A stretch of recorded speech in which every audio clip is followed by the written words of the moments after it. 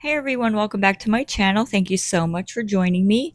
As always, before we get started, if you could give me a like, share, a thumbs up, comment, hit that subscribe and notification button, I would appreciate it. So if you are just tuning in, excuse me, I won't be talking the whole time, I promise. Um, we actually have a few exciting updates for you. We now have a YouTube um, thumbnail up, as you can see, with the Girl Talk logo. So I was so excited to have that up. We also have a new Facebook page. So all our videos will be uploaded to that, and you can check those out. It is a public page, so go over, check it out, and we'll put exciting updates and things like that up there. And I did want to say that this morning I put up, it's day 7 of the condensed version, and the key takeaways of the Lindsay Clancy trial. So if you're following that, take a listen. As I said before, I will try to get Thursdays and then Fridays uploaded this weekend. So try to get the condensed version in there because I know that there are 2 days of full testimony, so it's going to be pretty packed. So what we're going to do today is, if you're following the Mackenzie Shirilla case, Bubba is finally speaking up. So we will be listening to his interview, and this is courtesy of Moms for Justice. And I will tag them in the comments and definitely give their page a check out. It's a really good listen, and um, really good stuff over there. They're doing awesome things. So let's get right into the interview, and like I said, go over and check out Moms for Justice. And here we go. Let's start it up. Here we go. Hey, I'll explain all the way from the beginning. So that leading up to that day, me and Rosie were in the Outer Banks. We were in the Outer Banks for a week with my family. I have pictures of us, but we were in the Outer Banks for that whole week prior. Literally, even that day, like that day of the accident, like that night, I guess, that full day we spent driving back from the Outer Banks. So we were at the Outer Banks on vacation, and once we started getting closer towards home, Rose was like, "Oh, Paul's parents are home. Like, should we go over to Paul's house and have everybody over there and hang out and whatnot, and potentially, trip and do this?" And I was like, "Yeah, okay, cool. That sounds fun. Whatever." So she ends up texting Kenzie, and they end up making plans. So we get home, and we drop the luggage off at the house. Rosie ends up going home to her house to drop her luggage off. And now currently I'm at my house, right? So I get in my truck and we meet at Paul's house. Well, I guess at some point over text message or whatever, Kenzie and Rosie were talking about not taking mushrooms, and by the time like we got there, it was 10 o'clock, and so then we chilled for about an hour and a half, and Kenzie, Dom, and Dave arrived between 11 and 12, and when they got there, they were kind of like, "Oh, I feel like it's kind of too late. Like it's 12 o'clock at night already. I don't think we should take these." Like usually when we take them, because like I said, we've taken shrooms with them a handful of times prior to that, and there were always more of like we took them at 6, 7 o'clock, and then everything was said and done by 2 a.m. But at the fact that it was 12 o'clock at this point, we're like, we don't know, we don't want to take them. And then I know Kenzie and Dom, like they were on their like little health grind and eat healthy. That's where that whole McChicken thing from the documentary comes. They just clipped that, but the full explanation of the whole McChicken thing is that like they eat healthy, and that like the fact that they eat healthy, they wouldn't do this. That she wouldn't go out of her way and harm her body like this. But that's a whole different topic. But so they were on like their health. Okay, first of all, I never understood Mackenzie in the sense that she would make all these videos about, going to Whole Foods or Sprouts or Trader Joe's or whatever and get all this healthy food, yet she sits there with a big old bong in her face, inhaling marijuana and, doing drugs, tripping and doing all that stuff. It makes no sense to me. It totally contradicts a girl that is really caring about her body and what she puts inside her body. So the McChicken thing is like the last thing this girl needs to worry about, right? Right? Does everybody agree with me? And they wouldn't eat just potato chips and shitty snacks that we would have. They would eat their own snacks. They'd eat healthy. They'd eat non-GMO chips, non-GMO popcorn. And so they end up forgetting all of their snacks. And when they first got there, they were there for about 10, 15 minutes. And then Kenzie was like, oh, fuck, I forgot the popcorn. I forgot our snacks. And they were kind of like on the fence about going back for it. And Kenzie talked Dom into doing it. So they ended up going back, grabbing snacks. She ended up coming back with a big bowl of popcorn. I know they had a pack of blueberries, which the crazy story about this is I found the package of those blueberries at the accident scene after they had cleared the car out. That was like some of the scraps they left around was part of the blueberry packaging. But wait, she had blueberries that night, and then the packaging was at the crash site? All right, am I crazy to be like, why is he walking around picking at the stuff left at the crash site? Isn't that supposed to be a crime scene? Why is he walking around there going through the stuff that is left behind at the crash site? And then you obviously detailed enough where you actually find a package of blueberries? That's weird. But so they ended up going back for their snacks, just her and Dom, and then coming back. And at that point, I would say it was about 12:30, and we ended up the girls ended up doing their thing on the floor, coloring in coloring books, and me, Dave, and Dom were chilling on the couch watching shit. The girls ended up at one point going back into the back room at the night and watching High School Musical, while me, Dave, and Dom still stayed up front. I think actually when they went back to watch High School Musical, I think that's when Kenzie came back up and was like, "I'm going to sleep." She ended up sleeping, and it was just Rosie and Nina in the back watching High School Musical, and that was like the rest of the night, all the way up until they left, was just them in the back room, them two girls in the back room, and us four up front with Kenzie sleeping. And so I end up getting up at like right before they leave. I end up getting up to go check on Rosie, see what she's doing, see if she's asleep or whatnot. And I peek my head around the corner. I don't see no movement. I don't see no commotion. I see the TV going. So I turn back. Once I turn back, that's when Dom and all them. Dom was waking Kenzie up to get up, and they were getting up. And I dabbed Dom up, said peace, and then Davion came up to me, gave me the hug, said, "I love you." We talked about him coming home with me. Okay, I'm sorry. I don't mean to be a jerk, but every time you see a documentary or a movie made with somebody who had passed away, and then there is a friend that is, reciting their story about their relationship with that person, doesn't it seem like everybody always says, "It's so weird, but the last time I talked to them, we said we love each other"? Oh, come on. I don't believe that for a second. I think he's lying here. I'm sorry. First of all, kids that age, they're not usually hugging and saying they love each other. Okay? And it just so happens that the one time he says he loves you is right before he gets into this crash, or should I say murder, basically getting murdered. Pause. So the one thing that I have to wonder about is I thought that Bubba was Mackenzie's friend. I didn't realize that he was that close to Davion. Am I missing something, or is Bubba full of shit? Just wondering. I hate that he plays on that and he uses that story all the time, like for clout. It's just so disgusting. He ended up opting out to go back home and shower and sleep. And then we watched them get in the car, leave.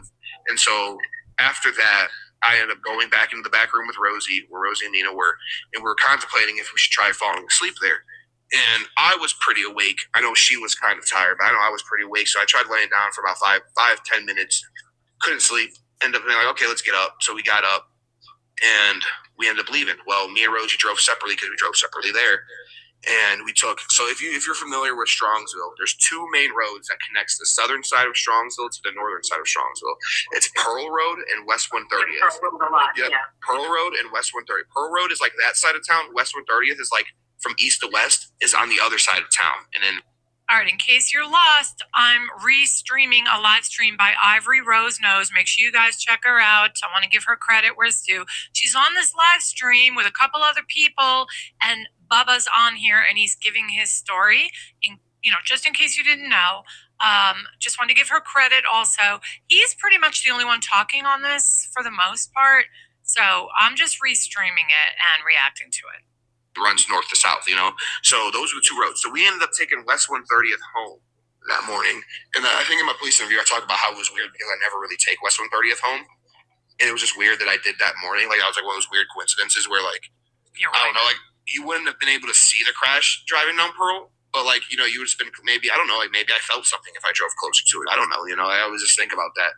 And that's why I think it's a weird coincidence. But so we ended up driving down West 130th and we got to my house. And while we were on vacation, my sister ended up getting COVID. And my mom, who has the most shittiest immune system I've ever met in my life, she ended up getting it. So my mom got it, my cousin that was there got it, and my sister got it. So when we got back to the house, we remembered that my mom had COVID.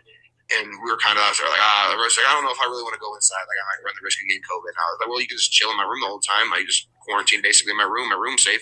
She's like, yeah. She goes, no, I'll just go home. I don't want to run the risk. I was like, okay. So she ended up getting in her car and she took Pearl home instead of West 130th. So she drove down Pearl Road, which goes right past Progress Drive. It's just, you can't see the other side of Progress Drive from Pearl. It's a long road and it's a windy road. So you just can't see. It's not like she drove past and saw a car crash into a building at the end of the road. No, she didn't see nothing. I don't even think she probably glanced down the road. The whole reason why that it was in the back off the road too. Yeah, and the whole reason why that this whole story was even a story and got miscommunicated in the first place is because that morning when she was driving home at like, I would say at this point it was like 6 a.m. after all this shit after us contemplating on going home at Paul's and contemplating her coming into the house. She was probably driving home about 6 a.m. So the sun was rising, everything was going, it was bright outside, and she remembers seeing the beautiful sunset and just thinking about how she has all these memories in this city and she's about to go to college and move on with her life on the next big step of her life. And not only is she leaving her family behind, but she's leaving behind partially like this group of 6 solid people, me, her, Nina, Paul, Dave, John, Mackenzie, Dom, like we're leaving behind this solid ass group that we've been hanging out for the last 3 months, 3 months of the whole summer. It's been a solid, probably one of the most funnest solid summers we've ever had in our life. And she was just sitting there having like a wholesome moment about it. And then, like, coincidentally, not knowing at the time that they had passed away, at that exact moment, they were sitting in that car, And so, like, afterwards, after obviously finding out about this and whatnot, that was like a story she would tell people is that, like, it's just crazy, like the parallel, where it's like she was feeling those type of emotions.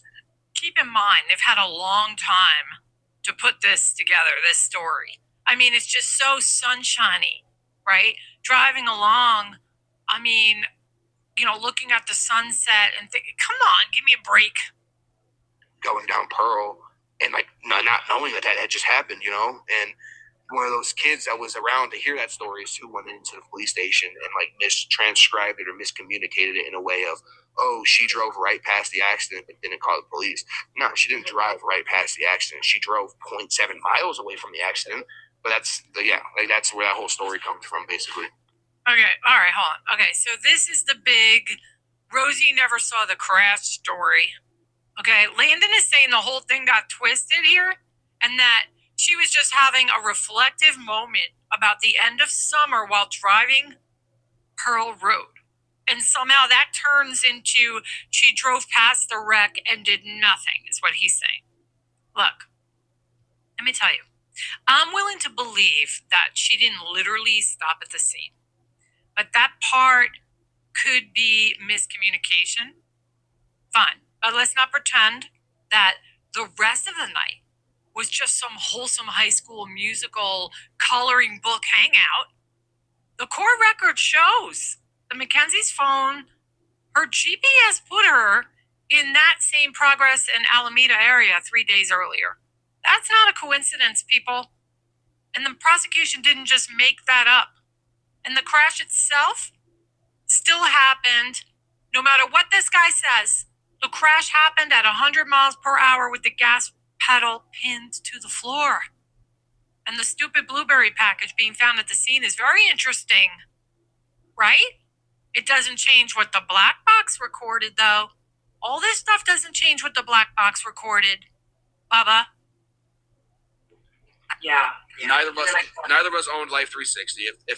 If there was a car that stopped there, or if Rosie's car did go by, which the police would know which car Rosie drives, and they would see that car on camera, and they didn't, obviously. And not only that, like, even to this day, I would let the police take my phone and see if I've ever had Life 360 installed, and I haven't. I just simply haven't. That's not an app that I use. I use Find My iPhone rather than the Life 360. But do you know who the first on the scene was? So I don't know, like, personally at all. Like, I don't know who it was, but I did. After the Netflix documentary came out, I saw in one of the Facebook, like, on the Strongsville Moms page, I saw in the Facebook comments someone that knew the person that found them. And I guess he was some like older man that drives a motorcycle, but he didn't keep his phone. He didn't keep his phone on him when he found it. So he ended up driving past it, seen it, and then had to go all the way back home and then call police before he couldn't just call him right away. He ended up having to go back home and call him. And they had said in the comments that as of now he has passed on. So I don't really know too much about it. I don't know anything about him, I guess, you know. Oh, God bless his family. Because I was just curious if one of the parents would have got an alert. I would assume the Life 360 would have given an alert, but it didn't. It didn't give an alert of a crash. Usually it does. And that's another thing too. I'd like to I guess throw out there about Life 360, which is wild, because I did see like a lot of inconsistencies with the Life 360, and what I mean by that is when they first, like when Hussein and all them kids that were on that were going around showing everyone, like it was glitching out and like not giving the proper route that they took. It was like showing that they drove through woods and they did a bunch of crazy shit, like routes that you just physically couldn't drive through, you know. And I don't know why that was like that, but then that prompted me to look up, and legally, like you're not allowed to use anything off a Life 360 in court. That's not legal. It's not for legal uses. So like the fact that they push so hard, the Life 360 shows this, is like you can't. It's really like not accurate information. It's not the most accurate factual information in my opinion. But I mean, obviously, does it give a? Is that true? I'm gonna have to look that one up. Rotten Mango podcast did a phone interview with Rosie and Bubba not that long ago, and that was not his story. Interesting. Rosie said that she and Mackenzie were friends, but not as close as Mackenzie made it seem. Thank you so much for posting. Okay, we learn something every day. I'm gonna just check and see what you guys are doing. I want to check in with you guys a little more often on this one, so so we could talk about things as we go. I know, right? How come he doesn't mention Dom getting up at 4 like Kenzie clearly remembers? Agreed. Hey, Cherie, making it sound spiritual. I'm sure it was nothing but the way they want to remember it. I will vouch. I go by Pearl in Progress all the time, and there is no way to see Progress in Alameda from Pearl. Okay, thank you. And thanks for being here, and you're from that area. I would love to know more. Please comment and let me know what is the surrounding temperature of people like with this case right now. Like what's going on over there in Strongville now in terms, or is it kind of old news? I'm curious. Thanks. Make sure you guys smash that like button. I so appreciate it. And I do appreciate your support. Down at the bottom there is the $sign button is not just for super chats, it's also for membership if you guys are interested. Marin County, California, Rain Collector, thanks for being here. I love your show. If we met, we totally hit it off. I can just tell. Yeah, that'd be awesome. Like, I'm hoping to have some viewers on the show. A story of what speed they were going, you know what I mean? But the fact that it didn't notify anybody that there was a crash or any of those sorts questions me, because I think that somebody probably would have been able to get there quicker if it didn't notify them, because like you said and like we said, Davion was texting one of those kids that was in the Life 360. He was in that Life 360 group. He was texting them a minute before they died. So it's like they probably, like, those kids were up and relevant. They probably would have saw the notification go through on their phone. Hey, there's been an accident reported, at 90 miles per hour, sudden impact, sudden stop. It's usually what Life 360 tells you, but it didn't tell them in that case. Okay, Landon is really leaning on the whole we never had Life 360 crap. Life 360 is unreliable, he says, and can't even be used in court. Okay, first of all, I'm a mom. Hello? I'm a mom. I've got 2 daughters. I've used Life 360. I've used the other thing I do. What is it? Find My Phone. I've used both of those. And let me tell you something. They are invaluable to me. Okay? They do work. I've seen my child be in a car speeding. Now, granted, never in a crash. But you know what? Mackenzie Shirilla's crash is so off the charts fast that it probably didn't pick it up. It probably didn't pick it up because it's so obscenely, outrageously fast. You know what I mean? what did we talk about? Like on a previous live I did, we talked about how the braking, like the camera that was on the street couldn't even record that the car was braking or something like that because it was going so fast. You know what I mean? So he's really leaning heavily on this Life 360 thing being unreliable and it can't be used in court, which may be true. I didn't actually look into that. It might not be able to be used in court. But here's the actual record, people. A friend of Davion's who was connected to him on Life 360 took the screenshots and gave them to police. And that data, no matter what you say, Bubba, it shows the vehicle traveling upwards between 90 and 100 miles per hour in the final minutes before this crash. And the court accepted this as corroboration of that high speed. Okay, whether Rosie or Landon personally used the app is beside the point. Okay, the data that matters came from Davion's account and it lines up with the black box. Okay, so enough said. I don't need to say anything more about that. You know, what do you guys think? I mean, this guy is just, cloud chasing. Okay, so I heard some of these channels, and I don't want to accuse her of anything, but I heard there's some channels that are changing their tune. Is that correct? Bubba's interview with Melly, he said Netflix told them it would be a 3-part episode, and he and Rosie would have 1 episode. And he said, okay, all right. Okay. Weird. Pause. Tell me Rosie and Bubba aren't in it for their 15 minutes of fame. If Netflix is telling them that they would have gotten their own episode or segment, that's what they were looking for.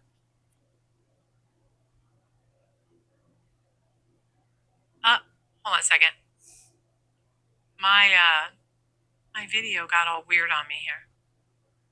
Let me move it. Let me move it. That sucks. What the heck? Give me a second, guys. Here we go. All right, that should be good enough. Right? No. Let's move it this way.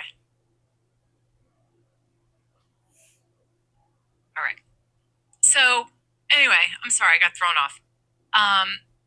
So, that's interesting. Now, are you guys also hearing that there are people like I heard Cuomo is like sympathizing with the Shirillas, and I don't know if that's true or not. But there's some of these channels are like starting to believe all these TikTokers about Mackenzie really, deserving a new trial. Is there anybody on here that believes she deserves a new trial, and why? Why? I mean, I know that the full trial is not on the internet for us to see. It's not on YouTube, the full trial. But the transcript is out there, and we have the evidence, and I have the whole entire FOIA. So I've seen everything. I've seen the investigative report. So why are people like all of a sudden changing their tune? Okay, so Melly is saying that Kenzie is guilty, but didn't get a fair trial. No, man. The evidence is the evidence, and it was put out there. I don't know. All right, let's play some more. Let's play some more. Yeah, I did notice that. So, Nene, you can request to come on. Guys, Nene's in the chat. She's the one whose video I told you that I reacted to. And, yeah, come on up because you had a lot of good information, and I appreciate those videos. Hello. Hi. How are you? So, I reacted to your video today, and I appreciated your explanation. Yeah. I'm just gonna say first, I am not an expert or anything. However, I started seeing some inconsistencies with what Tim Troop was presenting compared to what was actually in the EDR file itself, the crash construction report, and then there is Amanda, the EDR analysis on here. So if you remove her tone, that she obviously thinks that Mackenzie did this on purpose.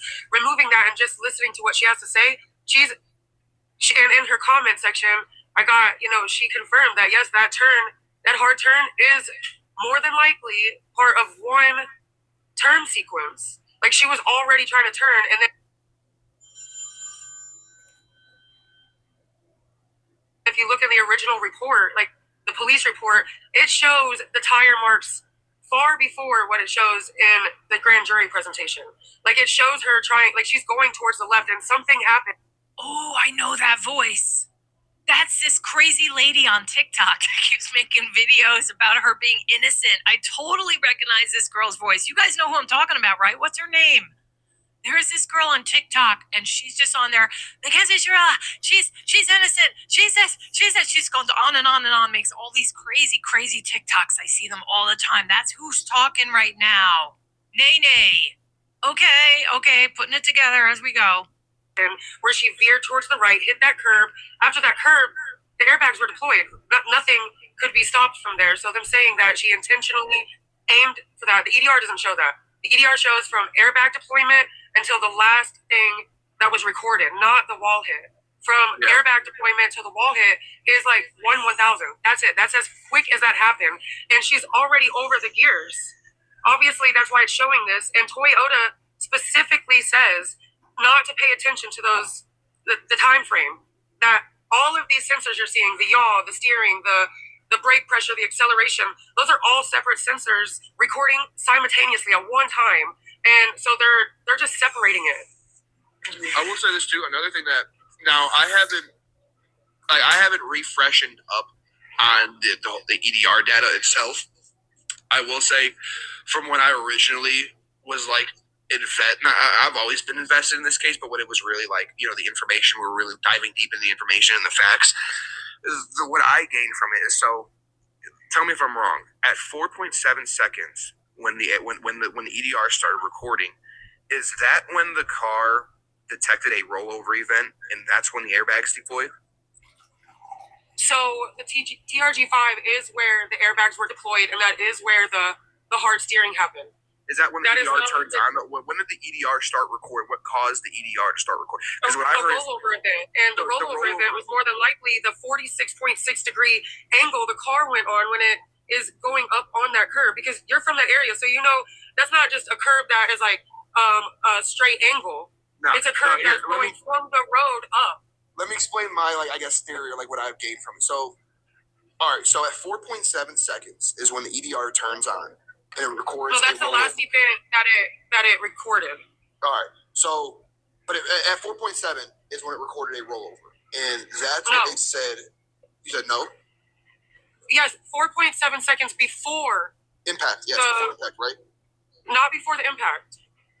So after the impact, where you see all those invalid. Right. Okay. Thank you very much. All right. So you see where all those invalid is at the very bottom. Yeah. All right. So the we're looking at 18. Okay.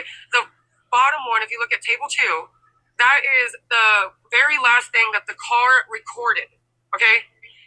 Now, when you see that the car hits the wall and then it goes to its final resting position, when it's in that final resting position is where this invalid is. Now you see the 168 degree turn and the 171 degree turn. Yeah. All right. Can you go up where it shows on table 1 the RPMs? Okay, hold on a second here. They're grasping at straws. First of all, let's remind everybody here that there were vehicle investigators on this case. They've seen everything you're trying to show here. They're seeing everything. Okay, this black box thing. The court record is clear. It's clear. The accelerator was fully depressed for those last 4.6, 4.7 seconds. The throttle stayed at 100% until the car went airborne. There was zero braking the entire time. There was a hard yank of the steering wheel, 142 degrees, and the gear shift was being moved between drive. It was sequential, and then neutral in those final seconds. I mean, you can argue about what the hard turn means all you want. You can argue about her reaction time, but you cannot argue that the gas pedal was pinned. and the brakes were never touched. That's not an interpretation. That's what the data recorder showed. The trial court and the appeals court both treated that combination as strong evidence of purposeful conduct on Mackenzie's part. And Landon and Nene, I'm sorry. It cracks me up. It reminds me of, I don't know, a movie or something with a girl named Nene. No disrespect, Nene. Not at all. It made me think of a comedy movie that had some girl named Nene in it. I just forgot the name of the movie. But anyway, Landon and Nene, they're giving you, like, they're cherry picking here. Selective reading. But at the end of the day, there are people that know more about cars than you that investigated this. You know what I mean? They know more than you. And you weren't in the courtroom. Okay? And we have the report. Yeesh. It's doing it again. I hate when that happens. All right. Let's try one more time. It keeps my screen keeps acting weird on me, y'all. Here we go. Okay. Hopefully it doesn't do that again. All right. Comment. I'm going to start reading your comments and putting them up on the board as we play some more. All right. Do you know anything? Right there. Do you know anything about vehicles or anything? I mean, I know a decent bit. Like, I work on them and fix them, Right. but not to the craziest extent. No, I don't. You don't have to. But if you're pressing the gas 100% and you're in park, what are your RPMs doing? Rather, the max. They're going up. They're going up. So you see where her RPM, she's on the road. Then you see where it jumps up to almost at 6,900, 6,500. She's going airborne there. There's no traction on. Yeah. And also, if you go over the throttle, look at the throttle. There's nowhere near even halfway open right there. Yeah. And then I thought that was weird too. Wall, 13 and 23. where she hits the wall, right there where it says RPM 6,700. That gas is still going straight forward, or all the way down, but she can't. The car is not going anywhere, and then that's where it flips over and it's at its final resting point. So where you see the TRG5 would be. Can you go out just a little bit? Okay, Nene, come on, girl. No disrespect, but I mean, really find something else to do. I mean, I get. I actually really do believe that Nene thinks that she's innocent. I think Nene believes that. I do. But I also think that Nene needs to understand that the evidence is so overwhelming and it was presented. And there are people that know more than you do. Okay, I don't know how to say your screen name, but yes, I will read it. If anybody has any information related to this case, or you'd like to be on the show, you're from Strongsville, maybe you know somebody that's involved in this case, please email me, momsforjusticenow@gmail.com, and I will email you back and we'll talk. I would love to have some, debate even too, with somebody from the opposite side that wants to talk.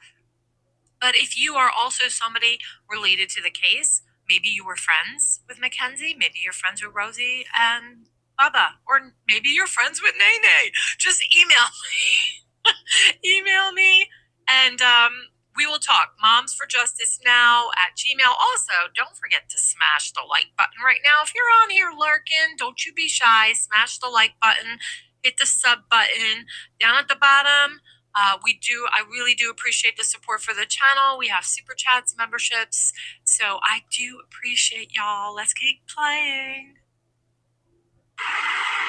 All right, on table 2, where you see the brake pressure. Right here. That is right above that, but not where you see it on this table. Right between those seconds, that is where the airbags were deployed. But you can't look at the seconds. You can't look at the seconds, though. That's what I'm saying.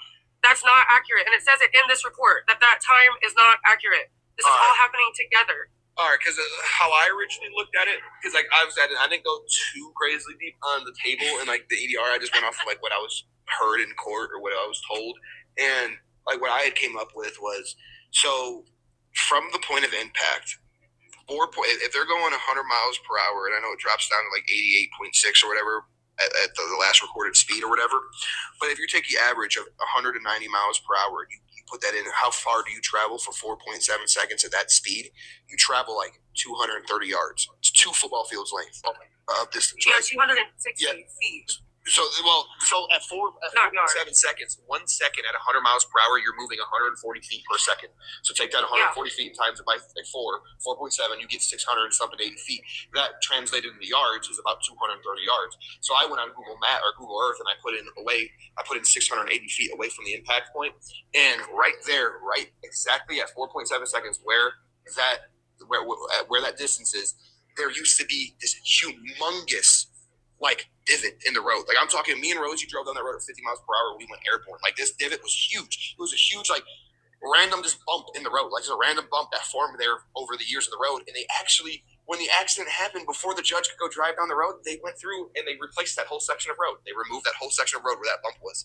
But like now knowing this information, I look differently at it, but I just thought at the time it was weird that those distances matched up to a T, where it says that this airbag or this rollover event occurred to where how far it was on maps. It was exactly where it was said it was supposed to be.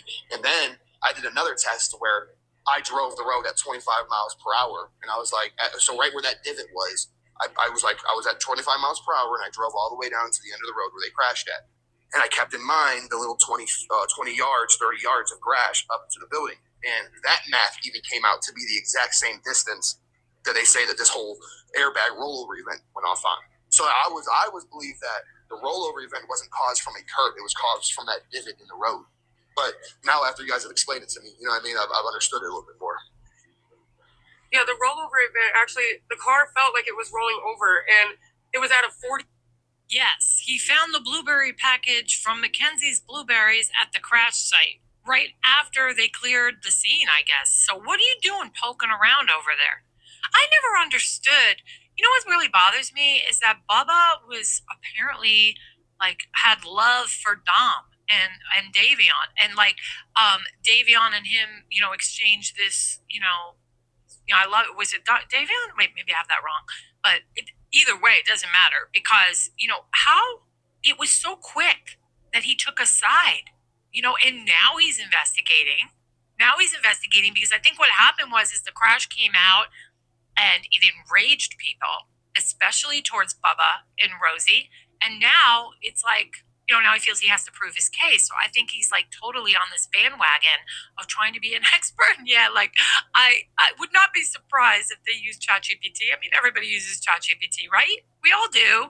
But none of this is convincing me of anything because there are experts that already did all this, and it's just so completely bonkers to me. And it actually looks like they're desperate, that they're so desperate to prove this. And I don't understand what they got, why they're so hung up on this girl. It's like, it's crazy. 6.6 degree angle. That's more than half of 90 degrees. That's more than, like, the car literally thought it was flipping. Yeah. That's why the airbags came out. Yep. And you know what? Listen, in these case files, if it's being read, Tim Troop knew all of this. Every single thing, he knew it, and he presented it like he literally was gaslighting everybody. Yeah. Because none of this if this starts when the airbags deploy, she's already over the shifter. Like, there's nothing that they can do about it. And they already knew that she was turning left. They already knew. It's in the original report. There's a diagram. And something happened to this car. Like, they gave themselves reasonable doubt, not Mackenzie. So let me ask you, what is your explanation? What do you think happened? I just think exactly what the state tried to present, that she was a reckless driver. And I'm not saying that she was. I'm not saying that. I'm saying based on the facts showing that she did drive 90 miles per hour plus on multiple occasions while recording herself, while like casually. She did this casually. There is evidence that shows that she was a 17-year-old misguided child who did not use her common sense. So obviously they're probably just driving. Like, to her, it's normal. And also, pause. I got to interrupt here for a second. So now we're blaming it on a reckless, normal teenager. Normal teenagers don't pull this shit. Right, so stop making excuses for her. Okay? Stop making excuses for her. Stop making excuses for her parents too. You know, the evidence shows from multiple witnesses that she was reckless as a driver. The evidence shows she has threatened to crash her car with Dom in it before. And the evidence shows she didn't give a crap about anybody but herself. We've seen it all. I don't understand how these people are switching over. I don't get it. They're getting like, they're drinking the Kool-Aid. In expert testimonies, they say that driving in the daylight, let alone dark, that tree covers the stop sign. It obscures the view of the building. So she sees it last minute and there's nothing. They say, I don't know, Landon, if you can back this part up, but also in there, Tyler says, I don't know why Davion would be snapping with me if there was something wrong or something going on in that car. Yeah, I agree. I totally think, and it's not only even the text message, the fact that they didn't have their seatbelts on properly tells me too that something was up, because I know damn well if she was crashing out and was screaming and wanting to crash that car, the first thing that's going through Davion, at least Davion's head, is putting his seatbelt on. As being like a third party person in there, like almost like a third wheel in a way. No, if you're going 100 miles per hour, you got two choices. Put your seatbelt on or lean over and try to grab the wheel. There's no time. There is no time. He's not putting his seatbelt on. He's not. He's trying to grab the wheel because she's out of her mind. Maybe he doesn't know if he feels comfortable speaking on too much of their relationship. Like, I would just put my seatbelt on before I would start trying to calm the situation down. That'd be the first thing I do, is put my seatbelt on. And I feel like that's what he would do. And another thing I do want to touch back on too that you just said is, I can confirm that going down that road in complete pitch darkness, you can't see that building. Can't. And you literally just can't. And at the okay, you can't see the building, but because we know she's been there 7 times recently leading up to the crash, she knows exactly where it is. You don't need to see it when you drive it all the time. At the beginning of the road, there are street lights. At the end of the road, there is no street lights. It is complete and utter darkness at the end of that road. Yeah, I also say too, the airbags deploying early, completely discredits the fact that she precisely put that car in the corner of the building. No. Yeah, the steering literally jumps from where you see she's going left. It's 7 degrees left, 9 degrees left, 4 degrees left, and then it jumps from 4 degrees left to 25 degrees right. And then, so that's a significant turn. It's 4.5 to negative 25.5, I think. That's a 30-degree jump. Yeah. Plus, and then it goes from negative 25.5 to negative 88. That's even more. That's just even them saying that it was a hard turn that caused the airbags. No, the airbags and that hard 142-degree turn happened exactly at the same time. This is interesting because I agree with both of you. She was reckless. They were all reckless, right? Didn't Davion lose his license? He crashed multiple cars. I know that. Yeah, you know what I mean. So it's being young, it's being stupid, definitely reckless, right? I absolutely agree that she should serve time in jail. I do believe that she's the reason these boys are dead, because of her recklessness and her stupidity being a kid, right? Right, but let's just ignore the fact that she made threats. Let's just ignore that, Nene, if that's even Nene talking. And that immortality feeling that we all had when we were young. Yep. I really believe that. However, I don't think anything, and especially with this drive, does it show intent to me. I don't see the intent for her to drive right into that building. That's what I'm saying. It was a reason for them to look into her past. Now that the intent is in the evidence file. The intent is he wanted to leave her. The intent is he had to call because he thought she was going to crash the car and he wanted somebody to come and pick him up. The intent is he had tons of money, and yes, granted, he might have sold some drugs, and that's how he got his money, and she was living great. She was living great and thought she owned that house with him. Meanwhile, she's a minor hanging out over there getting designer what? Gucci, Chanel, Skims. She was getting all these good, purses, you name it, everything. And he's about to leave her. And we already know from conversations with dad, conversations, jail calls, with mom, and her record of how she treated her relationships with her friends, that Mackenzie gets what she wants, right? So if Mackenzie, and the other thing is, and I've said this before in previous videos, and I'm going to say it again, she was trying to create a social media presence online. And she was trying to get like modeling connections, free merchandise, things like that. Up until the time of the crash, Dom was very much part of her videos, were very much part of her social media influence. Okay? If Dom is about to leave her, I think she just couldn't bear having to explain to anybody, let alone the world, that he dumped her. Because you don't dump Mackenzie Shirilla. You don't say no to Mackenzie Shirilla. The way these people on here are just completely ignoring the abundance.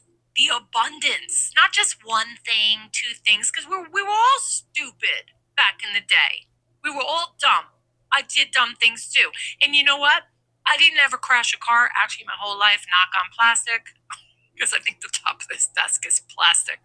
But I had friends that crashed cars, but they also didn't have a history of a volatile relationship where they were threatening that person. It's just a perfect storm. And they just want to ignore all of it. And it's really making me mad. All these extra recordings are coming out. It gave them a reason to start looking at supporting evidence. Yep. Because this EDR does not prove intent. This EDR shows the crash. The EDR shows the crash. And also, I want to add, before I forget, I'm so sorry. When she's turning on to that, what is it, progress? If you slow down that, maybe, I'm sorry, it's at the light. Yeah. If you really slow that down and you brighten it up and add the add contrast and everything, you can see that Dominic is holding like a tablet of some sort or something, and Davion is kind of like between the driver's seat and the passenger seat. He's also got his phone right there. Like, they're showing her things while she's driving fast. Also, this is not. They're very casual. It looks very casual. I'm interested in that tablet, dude, because like there was no, like, so I remember maybe not a seeing, tablet. Maybe it was just his phone. Yeah, I with see. the Well, I reflection saw of that the light. When we first saw that footage, I saw that light instantly, and I had just automatically assumed that it was Davion being on his phone, since we knew Dave was on his phone. I just thought it was him being on his phone. But now that like it's been blowing up, and I've been seeing all these images, and I've been seeing enhanced or whatever image it's been messed with, like it kind of really does seem like it's like a laptop or a tablet. Like, I don't know, like it doesn't seem like it's a small phone putting off a lot of light. It seems like it's a big device putting off a lot of light. And that's just not found with evidence at all. That's when you mess with it could be his laptop, because I've heard a lot of people saying that. But also, when you mess with when you start enhancing it and messing with it, it also does look like it could be just like a phone blended in with the reflection of the light that's already reflecting. Yeah, that makes sense. No, I mean, I would assume that it's just a phone, because I think that if there was a tablet or a laptop found, that would be like taken pictures of, like how they took pictures of all the other devices found and stuff. But even that too, being on your phones casually, in a calling for help, right? So that right there shows that they were distracted. They were that's talking the about biggest everything thing that went on at the party, right? Oh, did you hear so-and-so said this? Did you see that?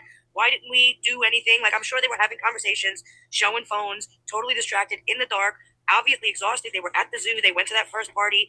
They were up that night. You know what I mean? So they had to have been tired.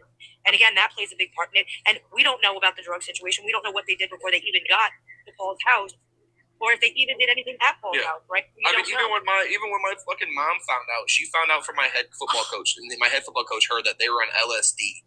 That's what they heard. Now, ew, real nice. Did you hear that? He like literally F-bombed his own mom.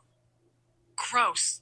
I was like, well, I feel like we'd be able to tell, like, if they were on a psychedelic like that. Like, if we were with them that night, I would be able to tell if they were tripping on some form of psychedelic. And to our... Oh my gosh. when I was putting this together to show you guys, Just Pepper 9246 just wrote, "It looks like Bubba is riding in the cop car with my kids." And there is a part, keep watching, there's a part where she like leans to the left and it looks like she's got her head on his shoulder. Oh my gosh. It's so funny, man. Keep watching. Best capabilities, they weren't. Like, there was no clear telltale signs that that was what was happening. And this is what I like to, like, I tell everyone at the end of the day is that, like, the thing that me and Rhodes sit here and say is that, no, we don't think that she should just completely be free out of jail, walking free. No, we think that this case was investigated and improper. That I just simply, we don't believe that they got into a fight, and that's what caused that car to crash. There's no evidence pointing towards that. All the evidence, all of the eyewitnesses, all of the credible evidence that does point to that points in the opposite direction. So, like, I just don't believe that. And, like, anything else that it could be other than intentional murder, and what I mean by that is, you know, reckless driving, a medical condition, suicide, anything, I can forgive her for that. You know, I can forgive her if they were recklessly driving and that happened, because knowing them two boys, they weren't in fear. You know, they weren't sitting there freaking out. Anybody. You don't know that. How the heck does he know that? Was he there? He wasn't there. Oh my goodness. Yeah, like it was. And yeah. Jamie in the comments, Jamie, I love you to death, man. You know I do. But you said that behavior predicts future behaviors. Well, I mean, I had my instances as a teenager where I did things that were reckless, right? But it doesn't mean as an adult we grow up to be reckless. Yeah. So we can't just say that, you know what I mean? No, like that her right. history of behaviors or her history or her behaviors now predicts who she's going to be or what she did. Like, you got to remember that even at 20 years old, what was that, I'm 20? Yeah. Right? Like, that's still young, still reckless, still, I absolutely believe that they were being stupid and reckless. Pause. So I don't know if this is Nene talking or who, but it seems like the excuses that she's giving for, you know, it's just a typical teenager, or you know, this is how normal teenagers act. No, they don't. You act like that when you're enabled, and it seems like a lot of these, they might be adults, but to me they're kids. A lot of these kids on TikTok, they sound really enabled right now. Right? Like, your lifestyle at the time shows it. I was a completely different person at that time. I was a completely different person in the months of going into college and experiencing college, and I'm a completely different person now. Like, completely. Like, my thoughts on everything and the way that I am, and my emotions and the way I handled it, they're all completely different from how it was back in the day. So, like, yeah, I would agree. Like, it's not true that someone's actions, especially as a 17-year-old, is going to dictate what they do in the future. Now, it's different, you know, if you're a 27-year-old and you do some things and you're like, and then that kind of gives some people the right maybe to say, okay, I can see you doing that 20 years down the road, you know. But when you're at a 17-year-old or any age younger than that, no, you can't. Okay, again, we've all done dumb things, but this is kind of a, you know, different circumstances going on here. It's not just being a teenager and making dumb mistakes that we all do. There is literally, Mackenzie took everything a step further. The gall on this girl. I mean, the things that she would say to her dad, the disrespect, right? Go get me this. Why aren't you back now? You know, never saying please, never saying thank you.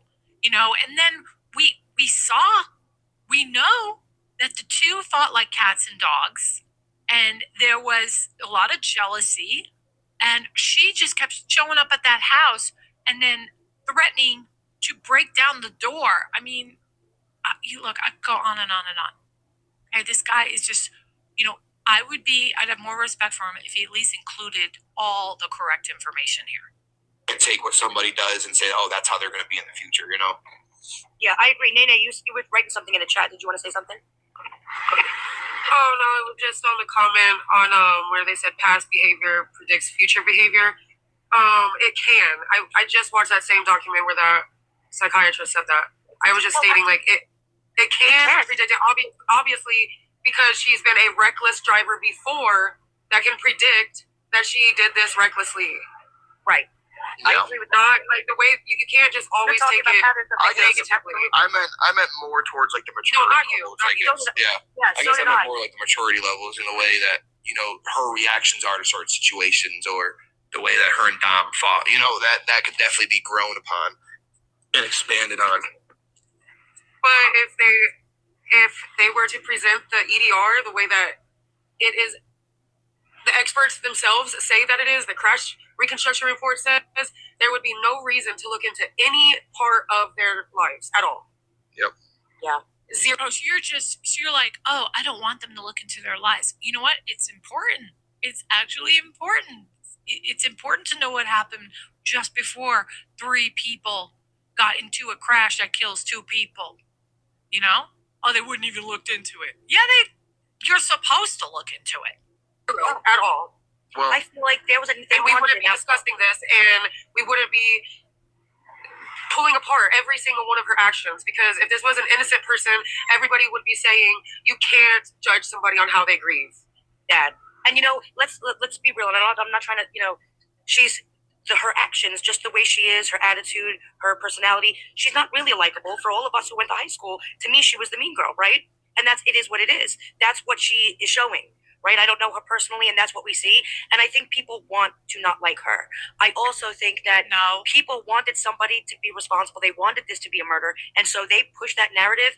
And I think when people want to see something, no matter what you show them in front of their face, to speak otherwise, they're going to make everything come to the conclusion that they want. No. You know what? Let me say something right now as a mom. And thank you so much, Rosie. Thank you, girl. Let me say something. Some of you might actually get mad at me for saying this. Look at that picture, the video of her in the car, and you'll see it again in a second. And there's a part of me as a mother that feels bad for her. She is, a young adult. I don't even believe, at the time, obviously, she's like 18 at the time, right? But even during the time I would read the text messages with Dad or listen to the calls with Mom,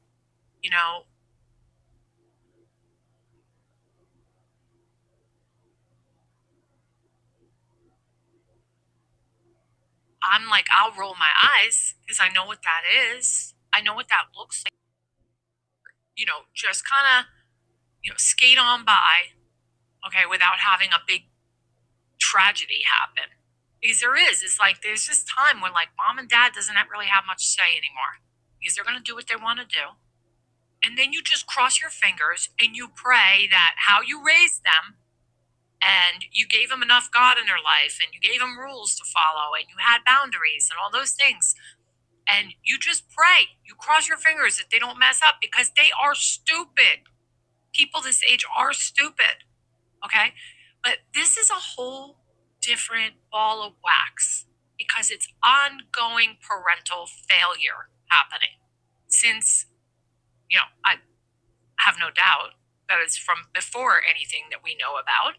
But we saw her at 15, 16, 17 in messages, and we know about her history of the calling of the 911 calls being made. Her, her school record shows she's, made a B list, and she is a mean girl, like Regina George. She literally, we saw it with our own eyes. We heard it with our own ears. So at some point, though, as a mom, I pray that nothing like this would ever happen, and my child would never be involved in a crime, or would be, encouraging a crime, or encouraging hate and anger, and just being narcissistic, like teenagers can be. But if that happens and something terrible happens, I will love them to pieces, and I'll stand by them. But I will say, you need to pay the price. I would be the one putting my child in the car and driving them to the police station. You know what I mean? Because how will they ever learn? How will they ever learn? If I knew my child was doing that, I wouldn't protect them. I'd be like, you need to serve your 15 years and shut up because you're lucky you got 15 and not 30. So I'll be here when you get out, and hopefully you'll be reformed and you will straighten your act out. And then when you come out, I will be here because you know what? At the end of the day, the only people that are standing by you is your family. They're the only ones, right? And as much as you hate that Mom and Dad would turn you into the police, they're the ones that'll be there when you walk out of that prison. I just hate when people are not accountable for what they do. And, we hear now that Rosie and Bubba were hoping to have more airtime in the crash. And I'm supposed to now look at you as a credible person, and then you talk about stuff that, you'll say some things that support your theory, but you leave out 80% of it. It's not right. That's absolutely true. It really is. But I think a lot of these people that are doing that, they're thinking that everybody needs to let this go because obviously Dominic and Davion's family and their friends, everybody needs to heal. But healing from losing somebody from an accident and healing from somebody purposely taking them from you, that's a totally different process. And I want to heal from the truth. Like it really is. And it doesn't matter how we see her. It doesn't matter how evil. Pause. I have to wonder how this person knows about the grieving process and how it's different. Does she have firsthand knowledge on that? Again, why are we mocking a pain that we know nothing about? Because I can probably guarantee you this has never happened to her or her family. Think that she still deserves the right to a fair trial, and she did not get that. That's all. That's exactly how I feel. Is that no matter what information comes out, no matter what fights, whatever level of toxicity this comes out, I just want to know the truth, and I want to know the best investigated route to that accident. I don't want to know some bullshit made up story.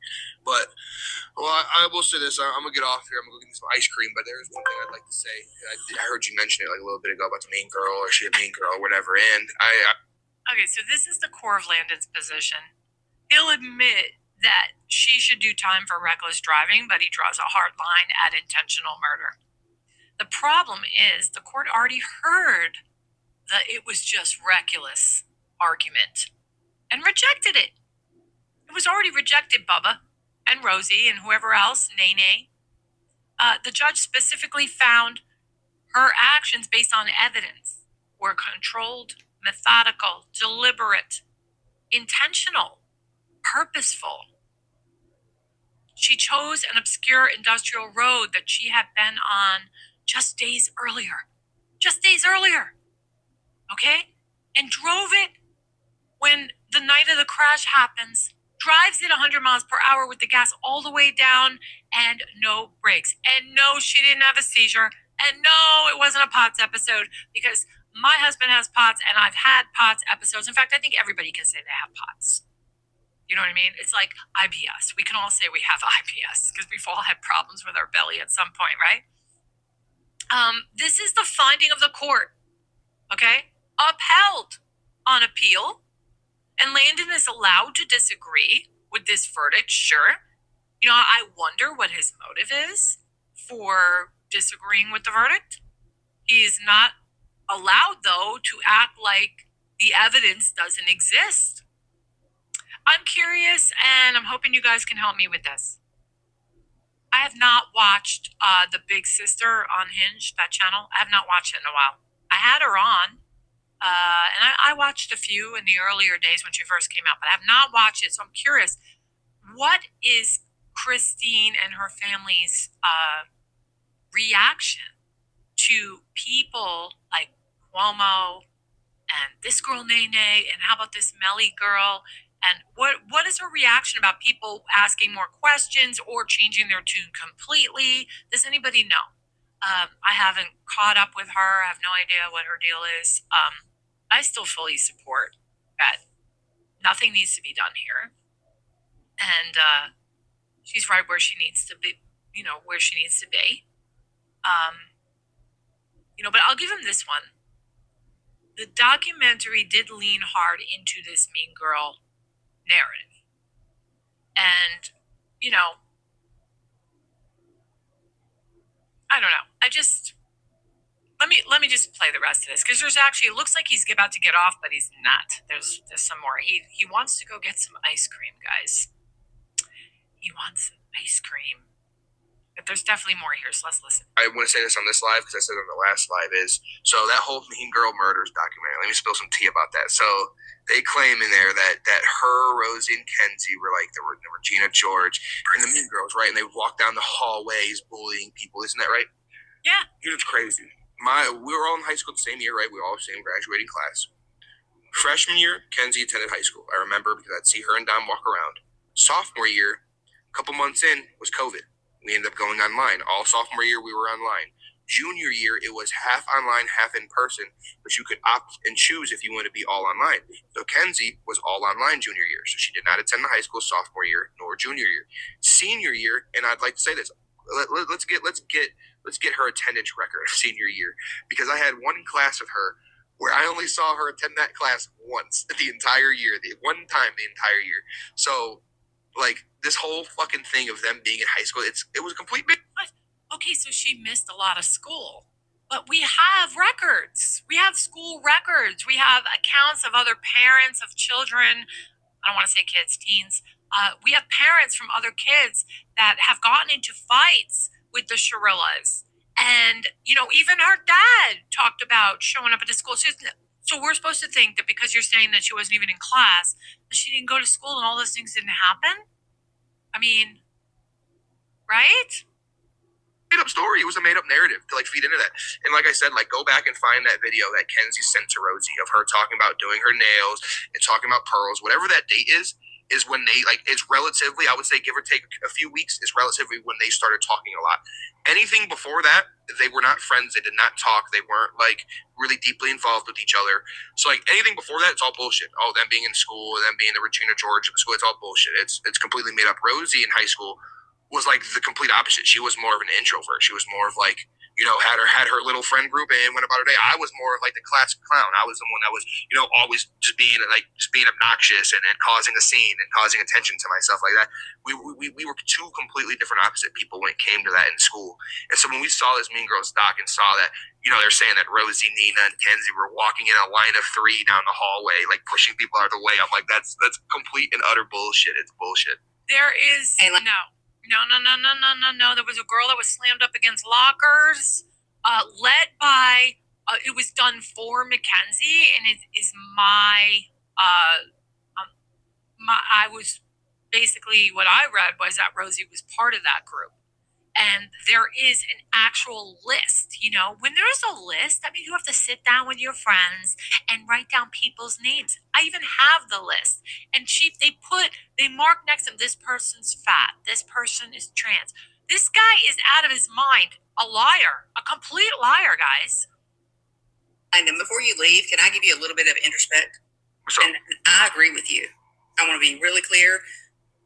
I have not heard you speak at all until tonight, and I was against you and Rosie. I'm gonna be quite honest. I thought you guys were but just simply because I didn't even start doing lives until last week. So I had no idea. I love Ivory Rose because this is the reason. Now I'm completely opposite. I see where you're coming from. So what I was trying to bring to the table is I got married at 16. I have been 30 years, mostly happily married. It takes work, but you and Rosie are still together, right? Yeah, we've been together for 9 years coming on. Exactly. So it's not all love bubbles and all this stuff. No. Let's don't play that. No. That's my issue with a lot of it. I can promise you, I am 46 years old. I promise you, when it's good, it's good. And I have toxic traits. I'm not going to say I'm a toxic person, but I do have toxic traits. I think we all do. I have some trauma. I think Mackenzie also has some trauma. I think Don clearly has some trauma. I think they both do. I think most of us do.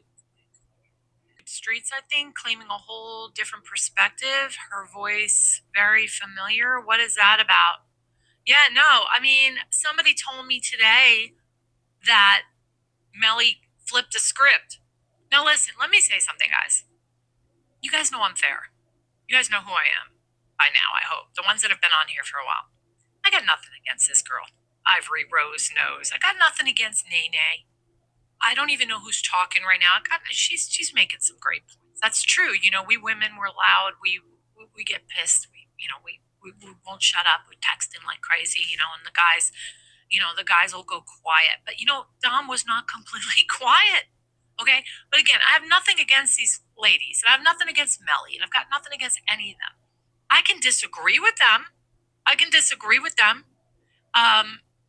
So I don't mean any disrespect to anybody. Okay? But, just as much as they think what they think, I think what I think. And I think that this is just a bunch of, it's reaching. It's reaching. Go back. My advice to all these people that are taking her side is to go look at the evidence. Go look at Detective Hazu's full investigative report. Go look at the vehicular homicide investigators. Go reread some of the text messages. Yeah, I'd like to add something in there that's specific to Dom and Kenzie too, that builds on that. And the other thing is like we got to remember people who Dom is and like what he knows he's doing. Like in certain fields and certain subjects of fights, like they fought about numerous of different things, thousands of different things, right? He knew when not to say too much. He knew that, and he would catch himself before he did, and I would say that like you can even go as far to say like him saying that she would blackmail him and stuff like that to the police. Like he knew that. He was conscious that could be a problem and that could be a possibility if their relationship really went a certain way. Like I would see her blackmailing him and making him be locked up for the rest of his life before she would take his life away in a fight.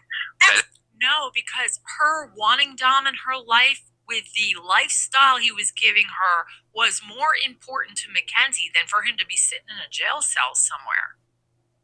Do you guys know what I'm saying? Like, nobody's thinking about that. He's trying to make this argument that he was on his toes because she had knowledge that could put him in jail. Well, he's no use to her in jail. Okay? And she needed him to be her boyfriend and present and providing for her and, living under this facade that she had going on her social media pages. Okay? And it didn't involve him breaking up with her either. I really do believe that she felt there was no other choice. Now, we don't know what happened in that car. We don't know. But it's more likely, based on the evidence that we've seen, it's more likely that an argument broke out. And I don't think she liked that Davion was getting in the car and going back with them. I don't. Davion and Dom had a relationship where they would write music, they would stay up all hours of the night, and guess what that does? That, if you're like this crazy girlfriend that doesn't want to share your boyfriend with anybody, that means you're alone all night because he's going to be in the music studio he has with Davion all night long.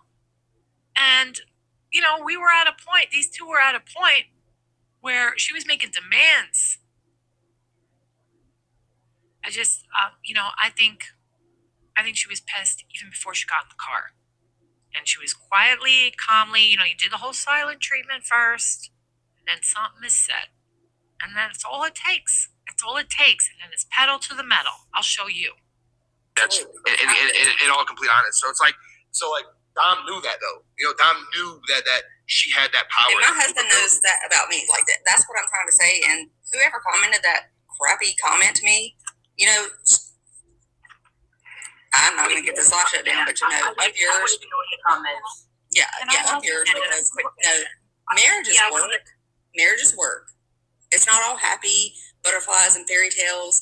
I'm so sorry if that's what you think. It's not. But sincerely, because of my own mental health growing up, my own abuse. Sorry, Landon, I came up accidentally and I was listening to you for quite a while, and I had watched the documentary and I kept kind of an open mind, but who's this lady? I like her accent. I do. That's pretty cool. No, it's all good. Core lurker, I don't even know.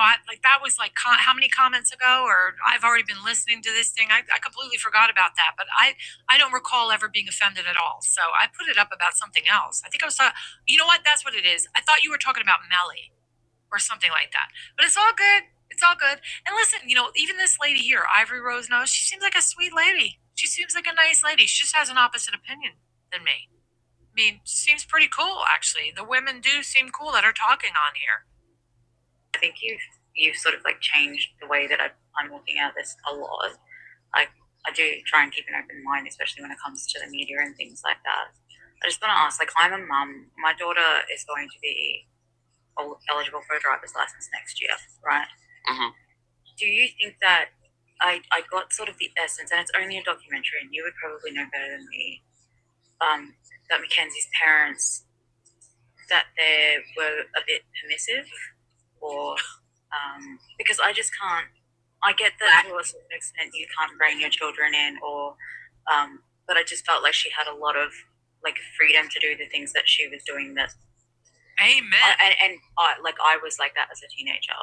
I like this lady. Like, there could have been times where I could have been in accidents like that, like hanging out of cars and doing things like that, and doing, you know what. I just got that sort of feeling from her family, and like shit, at that age, like you know, their brains aren't even fully developed yet. Yes. I just felt like there was a lack of guidance. But correct me if I'm wrong. I would, from what I've known of this family, from like the times I've been over there with her and Dom, and we've hung out, like the general feeling that I've gotten from her mom and dad is that like they knew she smoked weed, but like anything else on top of that, they didn't know. They didn't. Okay, lie. They were actually bringing her alcohol. Didn't know that there was guns involved. They didn't know that he was really that much of a drug dealer. I mean, I don't think that she would just go and tell her parents, "Hey, my boyfriend is this big drug dealer, and he does this and he does that." I don't think that's how that whole conversation went down. I think that there was. Okay, all right, hold on. Steve, we know Steve likes his pot, right? We know that. And then they have a daughter that is walking in and out of the house with designer clothes. And what did she work at Dunkin' Donuts or something like that? And she couldn't even keep a job. So she didn't really work. She didn't have money. Okay. And I don't think the Shirillas had a whole lot of money either. Based on what I'm seeing, school teacher, art and media teacher. I think she worked in healthcare. They don't have a whole lot of money either. Plus, they claim bankruptcy. Okay, so here's my question. Your daughter is coming home with Chanel, Gucci, new clothes all the time. Dom is like living large. Where did you think he was getting that from? I don't think Steve Shirilla is stupid. So this guy is full of crap. There is nothing, no one can convince me that her parents did not know that he was selling some drugs. Okay? There's a lot of hidden information. I think there was probably questions asked towards her, like, well, how can you afford this? I've never seen him go clock in at a job, and she's probably had to make up a little bullshit lie or whatnot to get herself out of it. But no, I don't think that they were fully aware of everything to the extent. And now, obviously, all this information has came out and all this stuff. They are aware now, and they talk about it now. But I just don't think that they go about. I don't think that they go about in the right manner of talking about it as if they didn't know that it was going on at the time. I think that they maybe need to do a little bit better job of making it known that, hey, we didn't know all of this stuff was going on at the time. We knew that she was smoking weed and they were smoking weed, but anything other than that, they didn't know about. And even like with me, with my parents, like my mom even told me, she goes, "I suspected you smoked. I could smell it on you from time to time. But I was never going to confront you about it because that's like what teenagers do. That's what kids do. They're going to do it. And if you try to enforce them not to do it, they're going to go harder at it and try to do it more behind your back. And that's what a lot of parents' perspectives were. But like, I'll say this, man. Like, I couldn't tell you how many different parents on the football team that we would go and drink with. They'd buy us booze, and we'd get there and we'd get sloshed, and then we'd drive home at 5 a.m. And they all knew it. Everyone was consciously aware of it. The parents were. Nobody cared. So like, when it comes to Kenzie's parents, I think they weren't as bad as those other parents were. I think that now that the media is just so attentive on them and that they're just dissecting every little thing, they're getting painted in a really, really bad light. But no, I don't think that they were like misguiding parents or that they weren't, enforced. What? Misguiding parents? They were not misguiding parents? That is the biggest laugh. Oh my gosh. I'm like blown away right now. Really, dude? You just lost all credibility. You know what's out there. Like, how dumb can you be? And I don't know about him being a paid actor, everybody, because what's he getting paid for? I mean, this Ivory Rose knows. She's just started her channel, I believe. It's a very young channel. He ain't gonna got the money to pay him. You know? I think what happened here is boo-hoo-hoo. We didn't get our airtime we wanted. We were painted in a negative light. And now, Rosie, I heard, lost subscribers or followers or whatever.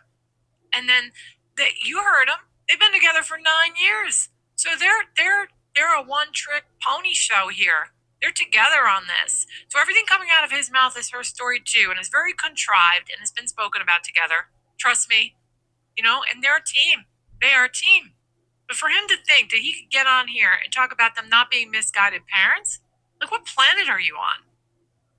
On their daughter. Like, I know multiple times when Rosie would tell me that Kenzie got grounded, and stuff like that. So, like, stuff did happen. Like, she did get grounded. She did get punished if they found out about certain things. But, like, even to this day, like, there are certain situations that Kenzie's never told her parents the fullest extent on, and we told them. They're like, what the fuck? Like, we never heard that, So I just think that, like, it's just all painted in a real bad light in a way, and I just truly don't think that they were some shit ass parents. I think they were good parents. I think they cared about him. And another thing people got to realize too is, like, especially in that era of parenting, that's when it came. Like, I feel like it started to switch a lot. Like, I felt like some parents, and I'm not saying this is Mackenzie's case, but, like, I feel like some parents kind of try to make it more of an effort to become a friend of their kids and not a parent.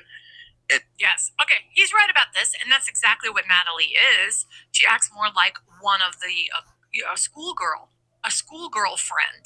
You know what I mean? And he's absolutely right on the money about that. I'm going to give that to him right there. Boom, boom. Okay. Wait. Let me get the applause button for. There you go, Bubba. Very good, Bubba. It is very bad to be a friend to your child. I've done it. I've slipped and done it for 5 minutes here, 10 minutes here, and I regret it every single time. I don't think Natalie has ever felt any kind of conviction over that when it happens. So, but it's definitely not a good idea to do that, because then you completely lose respect. Your child will lose complete respect for you.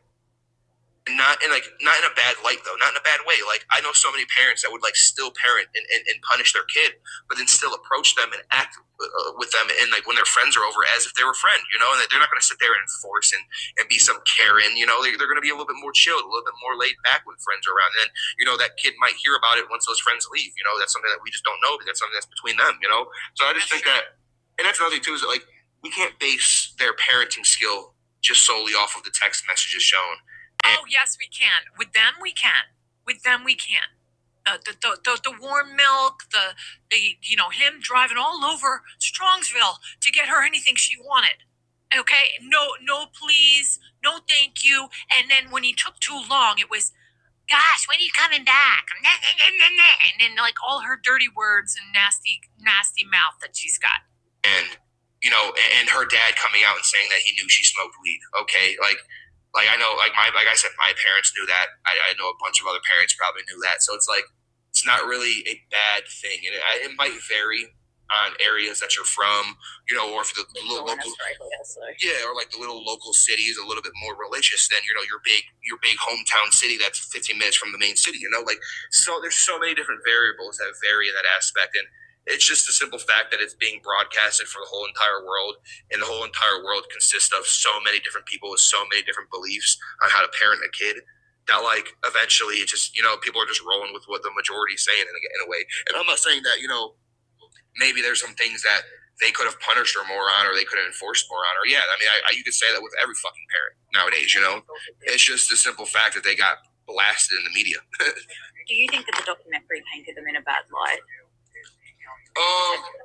Better than what I thought, honestly. I honestly thought that they were, like, when we filmed with them, I thought that they were going to be really focused on, like, the friend group and, like, that side of the story, because they were so big on, like, they're like, well, no one's ever heard from you guys. No, you guys didn't go into court. You guys didn't do this. Like, no one's ever heard your story, so we want your whole story to be heard. So we were like, that was the impression we were under, and we kind of thought that anything else around that was just going to be like, there it is. Look, guys. Watch the screen. It looks like she's putting her head on his shoulder. I think it's right here. Like, filler information in a way.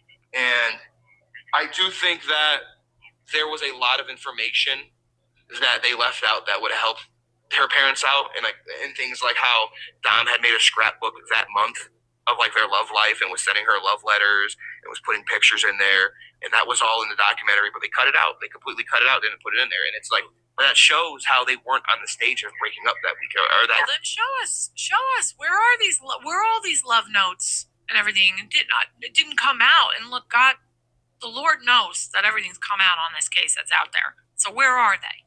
Where are they? Yeah, you know, that they were that month they were perfectly fine, you know. And then like they also like I know they left out like, and this is what makes me real mad in a way is that like everyone just tries to put these text messages between Dom's mom and Kenzie about that incident on the highway. And like, I'm sorry, nobody cares about those text messages. Like, yeah, they're relevant, but the ones that are the most relevant are the ones between her and Dom. Like, those are what matter. Those are like solely what matter as key evidence in this situation, in this case. And not only have the families, not only have the prosecution, but now also Netflix has refused to show those text messages to the world. And like people forget that this whole entire murder with intent, the piece of evidence that's hanging off of is the situation on the highway the week prior. That's what completely helped build their whole entire motive of intent and stuff. And it's completely factually wrong, like based off of evidence. And they just refuse to talk about the evidence that proves that wrong. And that's where I really feel like they should have done their job and at least put those text messages in there, because that just gave the right to other people kind of beating around the bush between the text messages between Dom's mom and Kenzie, where they can make up lies, or she was just victim blaming, or she was just saving face. People can question the situation and not just listen to the one narrative and nothing else. Yeah. Because like, I'm sorry, when you look at a text message, if I heard of some incident where someone was driving on a highway and their boyfriend tried grabbing the steering wheel in a way of a threatening manner and whatnot, and it comes out that there's eyewitnesses that say that it was the girlfriend, it was the girl that did it, but then there's text messages from the very man himself admitting he was trying to harm himself, that if anybody would be harmed in that situation, it would have been him first and her second, and that he's sorry. Like, these are words that came off of his phone. So it's like, how are you going to tell me that's wrong? How are you going to tell me that's wrong and that's not true? It came from his cellular device. It came from the phone that's in his pocket. How are you telling me that's wrong? You know, and that's what it really is. Yeah, but just like, and I can't pronounce your screen name, but you know, he's wrong. She has texts where Dom says he was scared to get into the car with her. We have other friends that said she was an absolute lunatic driver. There were some friends that didn't ever want to drive with her. Okay. Yes, she had moments where she said that she didn't want to live anymore and all this other stuff because she was upset he cheated one time. But I mean, there is evidence of Dom being afraid of her. And what about the video evidence if we're trying to get into the house? I mean, this guy. That's what that main piece of evidence right there is really what decides my whole decision on this case, that people are lying. Is that literally that sole piece of evidence is all it took for me to just be like, okay, this is bullshit. This is complete bullshit. I'm sorry for keeping you from your ice cream, Landon. Thank you for answering my questions, and I'm really sorry. Ice cream will always be there. I'll tell you, it'll always be there. I bet. So funny. Landon, thank you so much for coming up here and talking with us and answering the questions. I really do appreciate the time that you gave us. All right, so a huge shout out to Moms for Justice, and I will actually put her link in the comments and things like that. I love her commentary. She needs to be on the radio if she wasn't already. But I thought this was really good to listen to because she put a mom spin on it, and that's what I liked about it. And this was actually the original video was on TikTok. And then Moms for Justice had covered it. And at this time, there is a habeas corpus appeal going on. This may be her last appeal. I'm not sure. But hopefully, got a little bit more of the infamous Bubba and the pretend engineers and the play investigators and all that other stuff. But I thought it was a good interview to cover. And like I said, Moms for Justice, I thought, did an excellent job. So give them a shout out and go over and check her out. All right, guys. Thanks so much for listening, and we will talk soon. Have a good one. Bye.